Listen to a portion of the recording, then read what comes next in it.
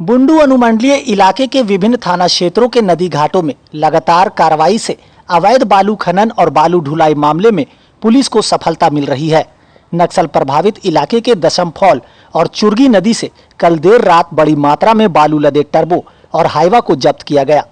हालांकि रात में जंगल और अंधेरे का फायदा उठाकर टर्बो और हाइवा चालक भाग निकले।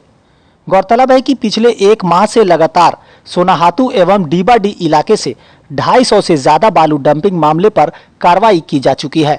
सोनाहातू के बीडीडी से कल 2 टर्बो जब्त किया गया। राहे थाना इलाके के बासाहातू और राड़ू नदी घाट क्षेत्र और बुंडू थाना क्षेत्र के बीचा हातू से भी अवैध बालू उत्खनन और ढुलाई मामले पर कार्रवाई की जा रही है।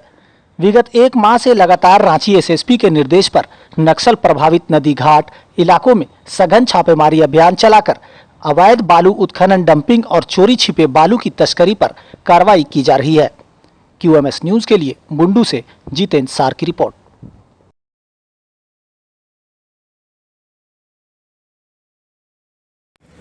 कल मध्य रात्रि को थाना प्रभारी विष्णुकांत के साथ में हम लोग इस क्षेत्र में लगातार गश्ती कर रहे थे और कुछ हम लोग इसमें रेगुलर हम लोग की यहाँ मेरा पूरा अनुमंडल क्षेत्र है, तो लगातार गैप करके हम लोग की यहाँ पे रेगुलर हम लोग गश्ती को चेक करते रहते हैं कि कहाँ पे कौन से हमारा बल ठीक है कि नहीं। ये पूरा नक्सल प्रभावित क्षेत्र है।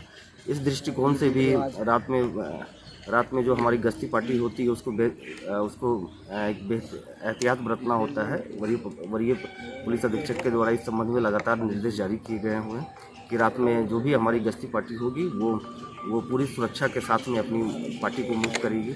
इसी क्रम में कल रात को हम लोग को सूचना प्राप्त हुई कि चुर्गी एरिया से कुछ अवैध बालू के गाड़ियाँ उधर से आ रही हैं। इस सूचना पे हम लोग जंगल एरिया में थाना प्रभारी दशम फॉल के साथ और टीम के साथ में हम लोगों ने वहाँ पे उस गाड़ी का इंतजार किया। एक दूसरी टीम हम लोगों ने आगे भेज के रखी हुई थी और जब गाड़ियाँ हम लोग के पास से गुजरी हम लोगों ने उसको रोकने का प्रयास किया। वो गाड़ियाँ बहुत तेज़ी से चलाते हुए आगे भागी। उसमें हम लोगों ने उसका पीछा किया और हमारी दूसरी टीम जो आगे हम लोगों ने लगा के रखी थी उस टीम को भी अलर्ट किया और उसने आगे से बैरिकेड किया। पुनः जाके उस गाड़ी को पकड़ा गया जिसमें कि 3 टर्बो और 3 हाइवा बालू से भरा हुआ गाड़ी को पकड़ा गया है। और इसमें तुरंत गाड़ी के जो चालक थे वो अंधेरे का लाभ उठा के वो लोग जल्दी से कूद के और जंगल के झुरमुट की तरफ भाग गए और सभी गाड़ियों को रात में बहुत मशक्कत करके थाने के पास लाके सुरक्षित रखा गया है। और इसकी सूचना तुरंत SDO बुंडू संबंधित खनन विभाग के पदाधिकारी को भी दी गई है। ये गाड़ी किनका है? ये गाड़ी के अभी मालिक का पता नहीं चला है। ये कुछ गाड़ियाँ बताया जा रहा है कि जो उसमें नंबर से जो पता चल रहा है कि गाड़ियाँ कुछ हजारीबाग की हैं, कुछ रांची की गाड़ियाँ।